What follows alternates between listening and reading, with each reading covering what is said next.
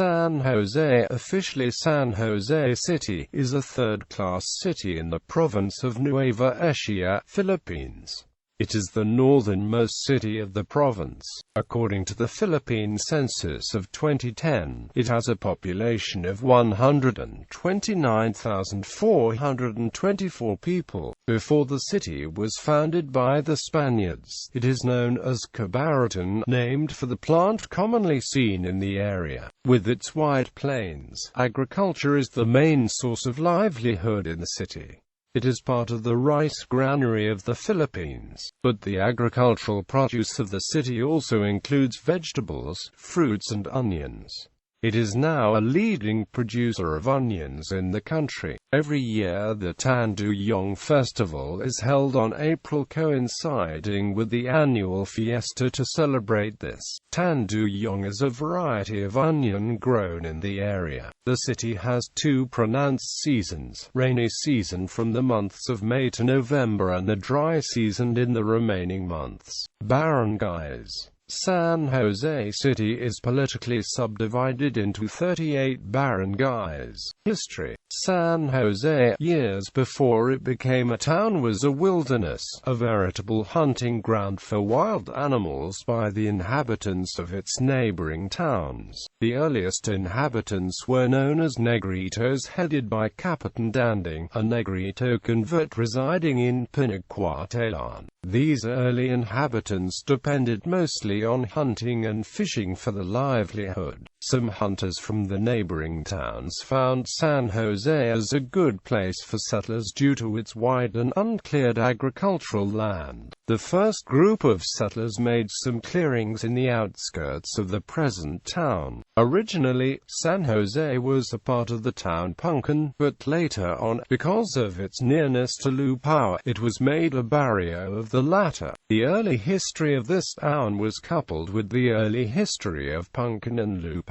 Formerly, San Jose was known as the barrio of Kabaritan, derived from barit, an Ilocano word for a plant that belongs to the rattan family. Kabaritan means the place where barit grows in abundance. On March 19, 1894, San Jose carved out its own course, for on this date it became a full-fledged town, with an interim government headed by Kapitan Municipal. Kabaritan was made an independent town from Lupao and was named after St. Joseph, the patron saint of the place. Several years before the Philippine Revolution, the Ilocanos from Tarlac, Pangasin and Ilocos region and some parts of Nueva Ecija, especially the towns of Sto, Domingad, Muñoz and Lupao, came and plunged deep into the forest of Kabaritan, and cleared its wilderness. It was from this time then that the growth of the town really started. The progress of the town was through the enterprise,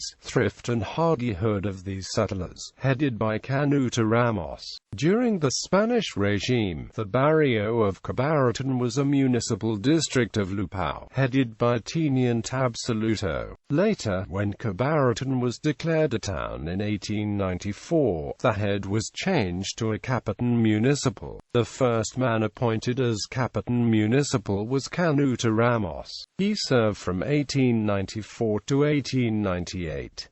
One of his remarkable achievements was the construction of an irrigation system which was later taken over and enlarged by the government, which irrigates vast rice fields as far as the towns of Muñoz and Talavera. When the revolution broke out and upon the surrender of the Spaniards in 1898, a revolutionary government was set up in San Jose. The town remained as such until the establishment of a civil government under the Americans in 1901. San Jose, under the American regime, became a progressive town. Its inhabitants enjoyed more rights and privileges, political, economic, intellectual and religious, than before. This was due to the establishment of various schools, churches, public buildings and the construction of roads and bridges, which made possible the fast progress of the town.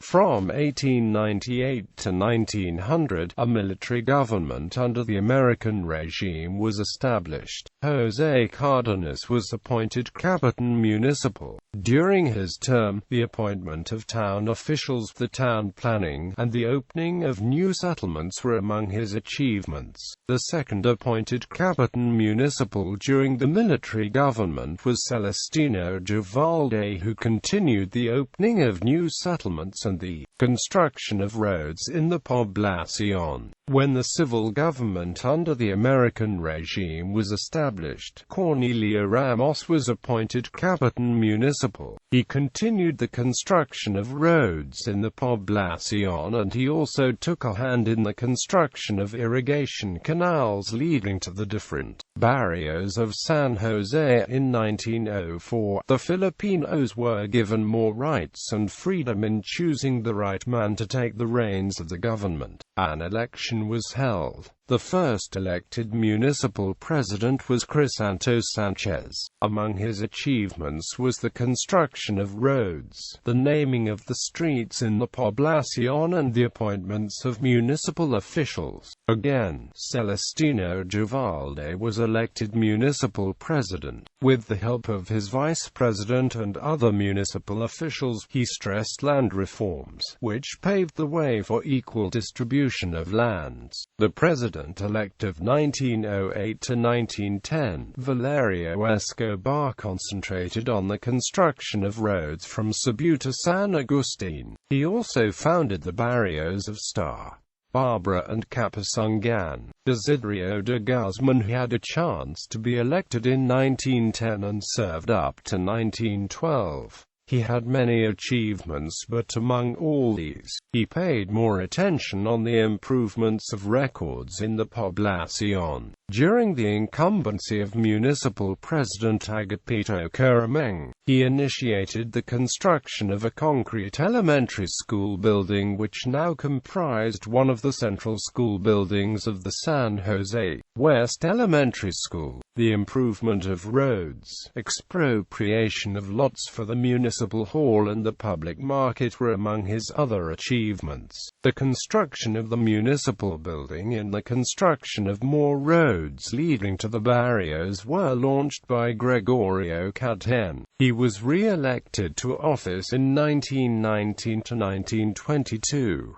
During his term in 1919 to 1922, he initiated the construction of one of the buildings of the public market. As years went by, the town became so progressive that there was a need for more public improvements and building constructions for the welfare of the populace. As an answer to such demands, the newly elected President Rafael Rueda and Vice President Estanislao Arquero, with the help of other municipal officials, put up a puriculture center and a municipal nursery during the period from 1922 to 1925. A second building for the public market was also constructed. Telephone lines connecting the Poblacion with all the barrios were installed. A road to Kabaritan was constructed and more improvement of roads was done. Another man in the person of Raimundo Eugenio was elected municipal president of San Jose for the period from 1925 to 1928.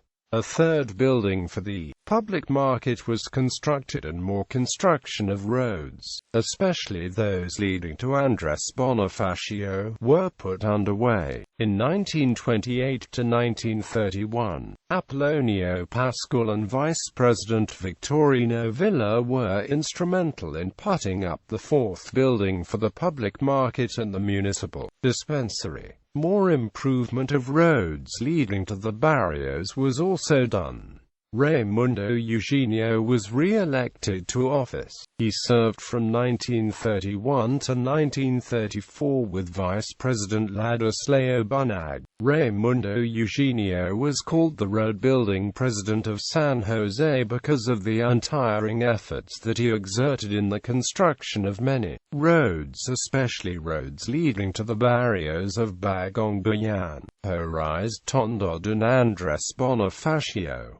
Apolonio Pascual was re-elected for the 1934 to 1937 term.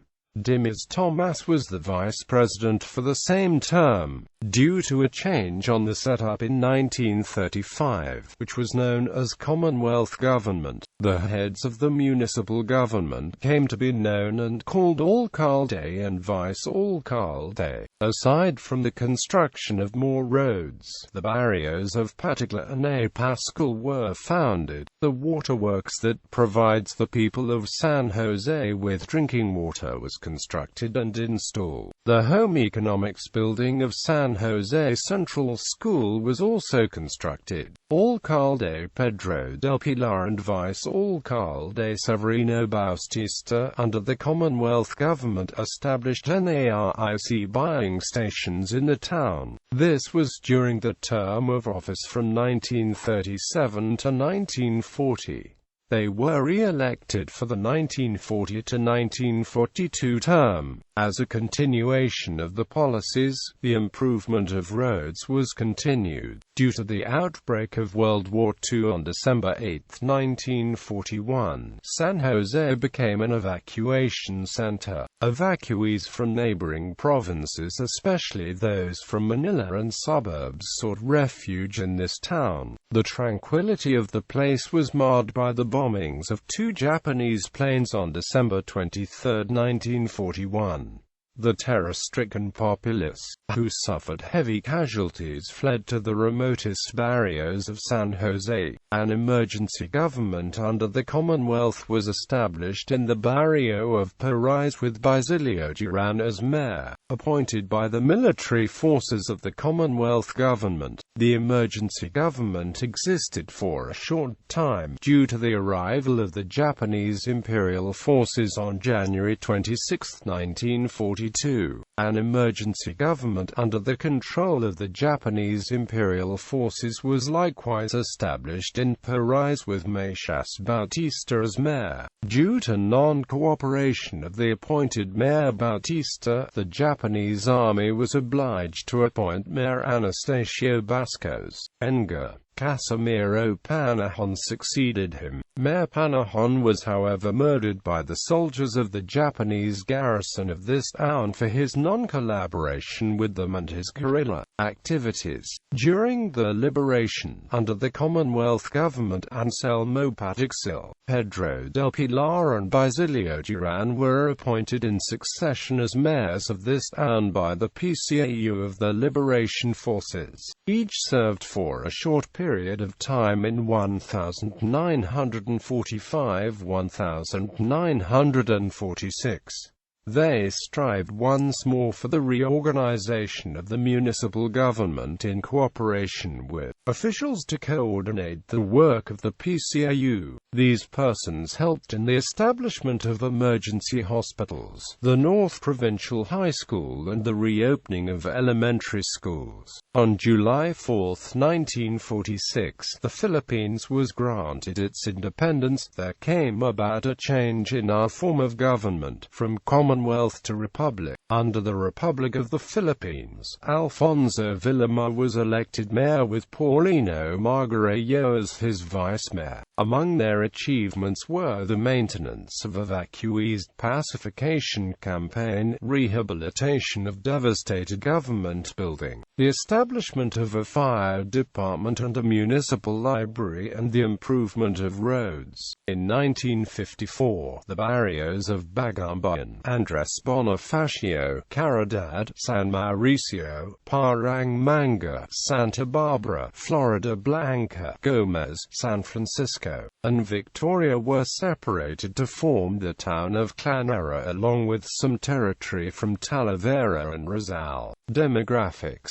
The current population of San Jose City is 129,424 people in 23,191 households as of May 2010. Predominant language used is Tagalog. followed by Ilocano dialect, Kapampangan and Pangasinan. Religion. On February 16, 1984, the Diocese of San Jose was created by Pope John Paul II. The creation of the new diocese bisected the province horizontally into the Diocese of Kabaritan in the south, and the Diocese of San Jose in the north, both of them suffragans of the Archdiocese of Lingayen-Dagupan. 80% of the city residents are Catholics and the patron saint is St. Joseph. The feast is celebrated every March 19th annually. The diocese now has 17 parishes administered by 22 priests working under one bishop. Among its Catholic institutions are 9 high schools, 4 elementary schools, 6 kindergarten schools, 1 diocesan catechetical center, and the Don Bosco Training Center. Economy. Agriculture is the prime revenue of San Jose City since it is a part of the rice granary of the Philippines. However, other agri-based produce are vegetables, fruits and onions. The city is now a leading producer of onions in the country. The city local crops range from rice, corn, and onion, thus the city is also referred to as the City of the Golden Harvests and Rice Bowl of the Philippines. Quote, other crops are mango, banana, eggplant, and garlic. Transportation. Major bus companies in Manila ply the route going to San Jose City along the Pan-Philippine Highway. Baliwag Transit in Cubao has buses that travel specifically to and from Nueva Ecija. Bus companies going to San Jose City: Baliwag Transit Inc. from Cubao, Caloocan. 5-star bus company from Cubao, Pasay. Sorlog Transit from Olongapo City. Arayut Express from Olongapo City. Genesis Transport from Mariveles, Bataan, San Fernando City, Pampanga. Golden Bee Transport and Logistics Corporation from Cubao, Pasay. Viron Transit from Navacan, Ilocos Sur. Former PNR station in San Jose City. The Philippine National Railways used to have a branch line northwards from Tutuban, Manila and branches out from the main line in Tarlac City going to San Jose City. The Tarlac-San Jose line, which served the towns of Guimba, Muñoz and San Jose, was initially constructed in the 1920s and was completed in 1939. However, in 1988, during the administration of Corazon Aquino, the North Main Line was closed. This railway branch line has long been neglected and dismantled since its closure. The concrete ruins of the old MRR station of San Jose City is located along San Roque Street in Barangay Abafirst. Schools. San Jose City has many private and public schools. Tourist attractions. Dymond Park. The park is situated at the gateway to the Cagayan Valley, at the foot of Mount Caraballo. This place is truly a haven for nature lovers and one can enjoy picnics and sightseeing. It has 100-step stairs leading to lamp-lit pagodas in the hilltop, and is a nice spot to view Nueva Ecija. Palaspis Falls. These falls are located in the outskirts of the city, in the Barrio Manacla, 7 kilometers away from the poblacion. Ideal for picnics and bathing especially during summer period. Festivals. Tanduyong Festival. San Jose City prides itself as the onion capital of the Philippines, and is a leading producer of onion, garlic, rice and vegetables. Tanduyong is a variety of onion grown in the area. Every year, on the 4th Sunday of April, the people of San Jose celebrate the Tanduyong Festival. On Festival Day, the streets are filled with contingents of dancers outfitted in striking, multi-hued native costumes. Exotic rhythms of improvised musical instruments fill the air as the dancers gyrate and sway to the beat of life. Special activities included are beauty contest, tourism and trade fair, awarding ceremony and cultural shows. Pajabang Damara. Hundreds of years ago in central Luzon, landlords in the haciendas made the farmers build the damara just before planting time of pali. A damara is a makeshift shelter made from kawayan and nipa, built at the center of rice fields as a protection from the sun's heat or from rain. Over the years, it has been tradition that after all the harvests were safely brought home, the damaris are demolished. People then start celebrating together for the bountiful harvest. In 2008, with rice as its primary produce, San Jose City conducted its first rice festival, adopting the century-old festive tradition. However, unlike in older days, wherein people celebrate separately in the barangays, San Jose City now celebrates as one big family. The after-harvest celebration has become a multi-sectoral effort, collectively prepared, funded out of contributions, and participated in by all sections of the city. Since 2015, Pajabang Damara Festival features Best Pancit Cannon contest. Pancit Cannon is one of the most common menu among carinderias in San Jose City.